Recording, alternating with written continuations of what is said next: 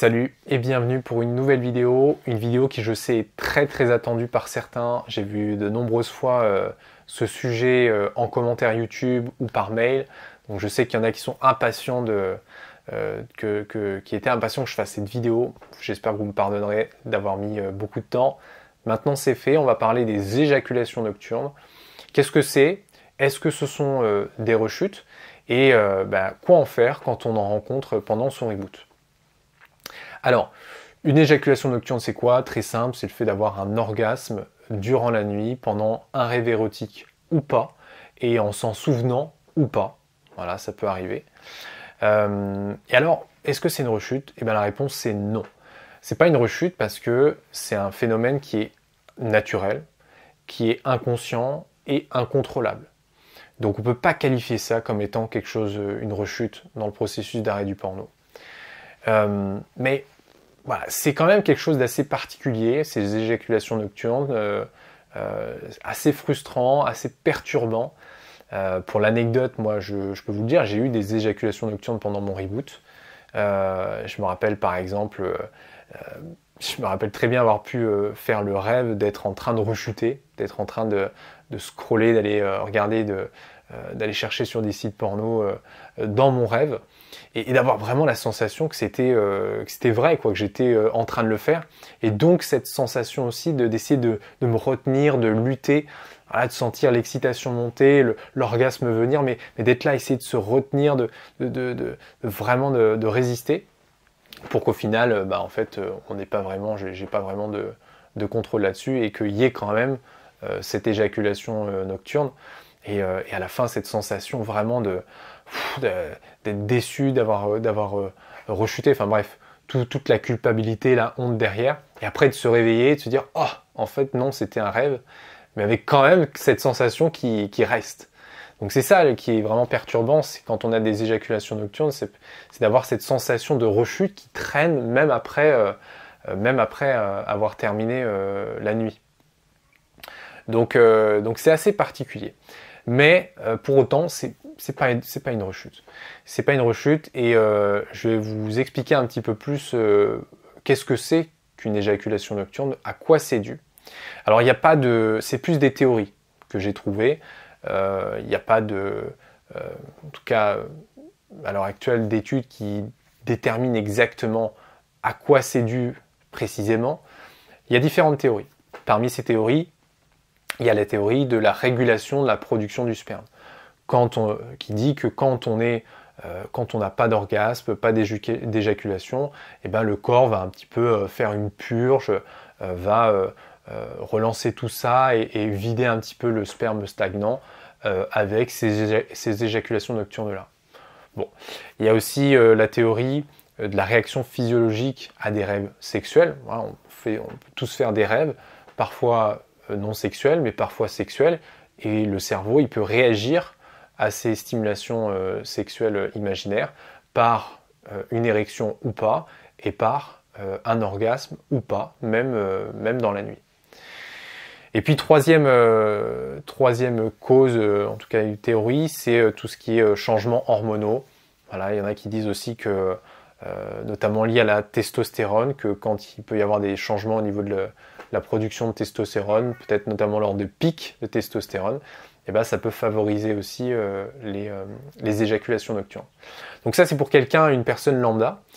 Mais il y a une quatrième théorie aussi, qui est plus pour les personnes qui sont justement addictes à la pornographie.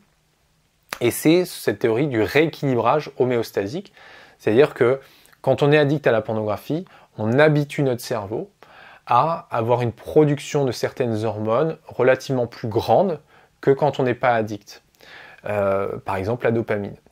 Il y en a d'autres, mais je vais juste rester là pour que vous compreniez l'exemple.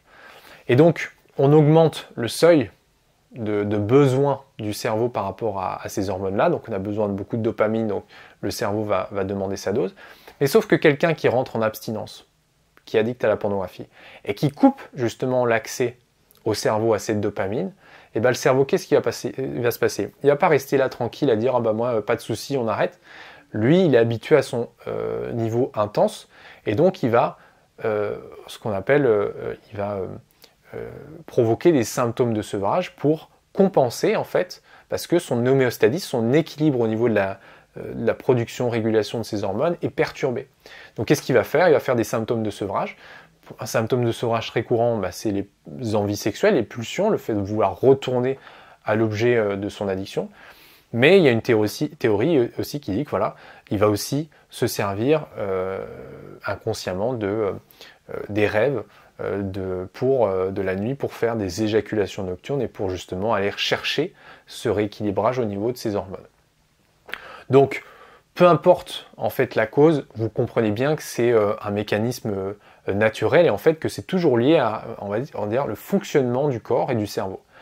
Donc, en fait, il n'y a pas vraiment à se faire de soucis par rapport à ces éjaculations nocturnes-là. Il ne faut pas faire de conclusion, peu importe de quoi vous rêvez, à quoi est lié vos éjaculations nocturnes. Ça ne sert à rien de s'y attarder, il faut juste laisser passer. Même si voilà, c'est un peu difficile parfois, il y en a qui sont très très intenses, il y en a qui émotionnellement sont assez compliqués à vivre. Donc si à la rigueur, à la fin d'une nuit, vous avez eu un rêve érotique, une éjaculation nocturne et vous vous sentez mal, vous ne vous sentez pas bien, n'hésitez pas à exprimer ça sur papier, prendre un papier, une feuille, un stylo, une feuille, sinon ce sera compliqué. Un stylo, une feuille pour écrire vos pensées, écrire vos émotions, exprimer ça au lieu de le laisser à l'intérieur de vous et que ça s'imprime. Mais voilà, globalement, c'est naturel, c'est automatique, c'est pas une rechute, c'est juste, ça signifie juste que votre corps fonctionne bien, votre cerveau fonctionne bien et qu'il n'y a pas de souci derrière. Le seul souci, ce serait éventuellement que voilà, vous en fassiez une histoire, des conclusions et qu'après ça vous amène à une rechute, une vraie rechute cette fois-ci derrière parce que vous n'avez pas forcément pu gérer cet événement au mieux. Voilà. Est-ce que il y a une autre question aussi qui peut venir, c'est est-ce que après avoir arrêté la pornographie, on expérimente encore des éjaculations nocturnes? Et la réponse, c'est oui. Moi, par exemple, j'ai encore quelques fois par an des éjaculations nocturnes. Sauf que moi, je ne les vis pas comme des rechutes.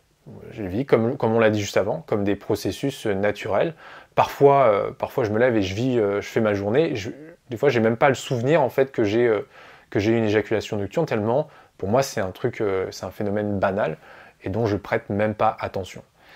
Mais ça peut arriver aussi en fait, comme à quelqu'un qui n'est pas addict à la pornographie. Et il y en a, à contrario, qui n'ont jamais d'éjaculation nocturne. Voilà, c'est un peu le mystère du corps humain. Voilà, j'ai terminé sur ce sujet, donc j'espère avoir été clair. Si jamais il y a d'autres questions complémentaires ou des choses qui sont floues, vous n'avez pas compris, n'hésitez pas à me les poser dans l'espace commentaire, j'y répondrai avec plaisir. Et puis, si vous voulez aller plus loin aussi que ces vidéos où je donne des conseils plutôt théoriques et plutôt, on va dire, peu praticables dans l'ensemble, moi je peux vous inviter, si vous voulez des choses plutôt pratiques pour arrêter la pornographie, à rejoindre déjà mon programme Reboot Starter, qui est un programme totalement gratuit et qui est un avant-goût du programme Reboot Mastery, dans lequel je vais déjà vous donner quelques clés, quelques astuces, quelques techniques, quelques exercices pour bâtir les fondations de votre reboot, commencer du coup votre processus d'arrêt du porno sur les meilleures bases pour qu'ensuite vous puissiez évoluer correctement. Et si jamais votre problème est plus urgent, vous avez vraiment une situation qui demande un rendez-vous par exemple avec moi, vous voulez me parler un petit peu de vos problèmes, de là où vous en êtes et que vous voulez avoir mon avis sur votre situation, eh bien vous pouvez réserver une session d'évaluation qui est gratuite aussi, on fait le point ensemble. C'est pas un appel de vente, hein, on est bien clair, c'est un appel dans lequel je fais le point avec vous. Et si jamais vous êtes intéressé par le programme Reboot Mastery, on en parlera plus tard, mais ça c'est pas un souci. L'idée c'est déjà de faire connaissance et que vous puissiez faire un point sur votre situation, de clarifier les choses, puissiez en parler éventuellement une première fois, parce que peut-être certains d'entre vous, vous n'avez jamais parlé de votre problème à qui que ce soit, par peur qu'on ne vous comprenne pas, par peur d'être jugé. Donc en tout cas dans cet appel, vous serez dans un espace sécuritaire et bienveillant pour vous livrer. Voilà, tous les liens sont en description. Au plaisir pour certains d'entre vous de vous avoir en visio et je vous dis à très vite dans une prochaine vidéo. Ciao!